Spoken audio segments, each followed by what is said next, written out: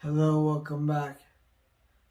At the end of my last video, I mentioned how I was working for the IT department in a college at University of Cincinnati. One day when I was sitting at my desk, my manager at the time started talking to someone in the hallway who was the director of the clinical laboratory science program at the college, and she started telling her how I knew how to code HTML and that I probably would have the ability to help them in their online program. And that got me another job at UC. That's 3 so far. So I was helping the program take their learning materials and convert them to online formats for their online program. After doing that for a while for that one specific program, I was asked by the dean to join a new department she was making specifically for instructional designers. And so I did that. I actually served on the search committee for the director of this new department. He was a pretty cool guy because he was working in instructional design for the last 10 years at a different university. So he knew what he was talking about when we were talking about our jobs. It's nice when you know your boss knows what you're doing.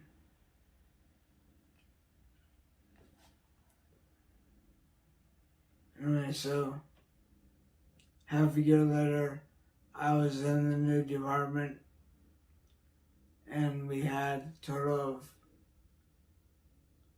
6 of us working in that department as instructional designers for the whole college instead of just one program. And we started getting to go to trainings and things like that. I traveled more with that department than I did my whole career. To places like Orlando, Florida, and Las Vegas. Las Vegas, yeah.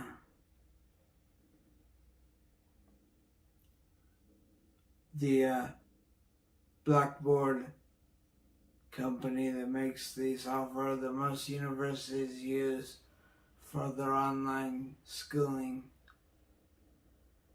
had their conference called Blackboard World in Las Vegas at what was the name of that place? You went without me. I don't know. Yeah.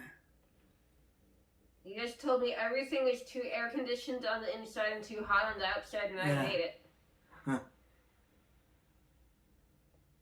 Yeah, Las Vegas is a neat place with all the things they have, but going from one hotel or casino to another is torture. 120 degrees in the shade. It was even over 100 degrees at night. I did like that everything is air conditioned, but it's over air conditioned. You're going from 120 degrees to 60 in a second. Yeah, ow. But it was when I was working for UC that I traveled the most for work. Not just for work, because I got you traveling for fun, too. Yeah. So, and I went to Riviera Maya, Mexico for our honeymoon. Kalen had never been out of the country before. He didn't No. even have a passport till I made him get one, so we could go to You Mexico didn't for make honeymoon. me get one. Okay, dear. encouraged you to get one. Yeah. Showed you how to get one. And we also went to Canada. You've never been to Canada before. Yeah. We got to do lots But of we went to trips. Canada in November. Okay, yeah, I like Canada, but not in the winter. Sub-zero temperatures. And we walked everywhere. Montreal is a very walkable city. It's just very cold that time of year. Except when the air hurts your face.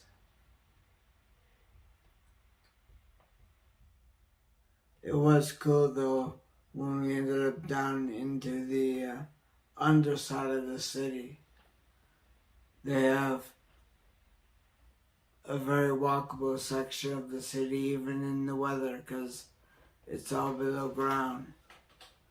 They had a giant shopping mall down there and their subway system was awesome.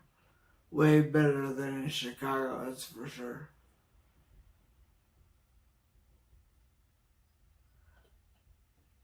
Yeah, so since I met Anna, I've been to Mexico 3 or 4 times now, and I've been to to southern France. I mean, you were in Paris, but it was really just Yeah. a layover. Yeah. Our vacation was in southern France. Marseille. Yeah. You've also been to Canada a bunch of times. Yes. Too many to keep track. And where else have you been since you met me? Where did we go last year? Ireland. Yeah, been wanting to go there for over 40 years and I finally went last year. So while we were living in Cincinnati, my wife got her PhD in biomedical engineering and she won a postdoctoral fellowship at University of Virginia Commonwealth University. Virginia Commonwealth University in Richmond, Virginia. So then we moved off to Virginia with all 3 of our cats in tow. We lived in a neighborhood called Carytown, which was a very hipstery neighborhood filled with restaurants, coffee shops, and stores.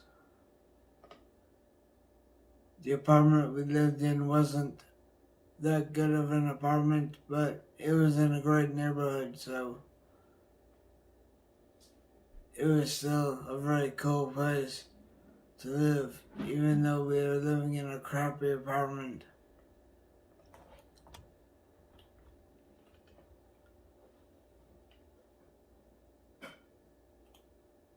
When I tried to find work there,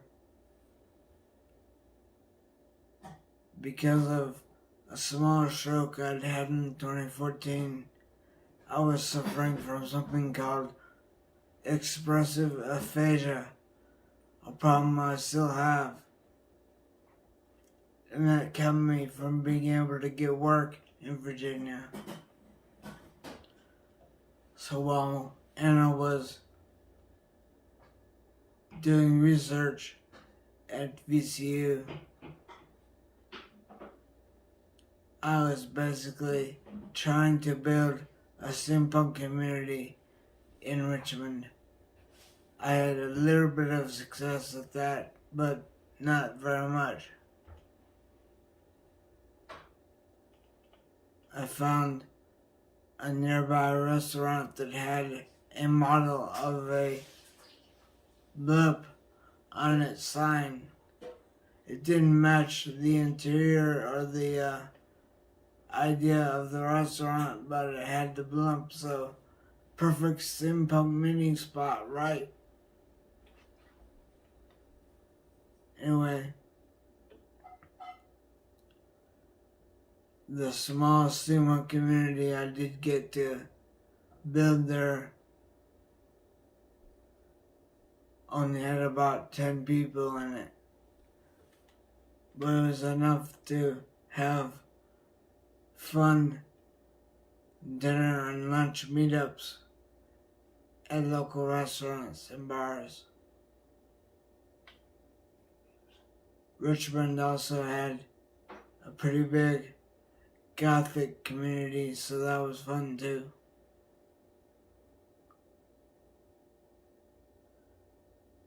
The interesting thing about that is that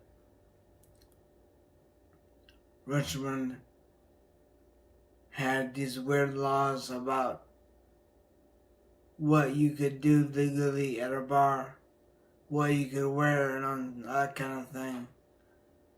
So because the public outside of the goth bar don't know the difference between goth and other subcultures, they had to make this bar into a club with a selective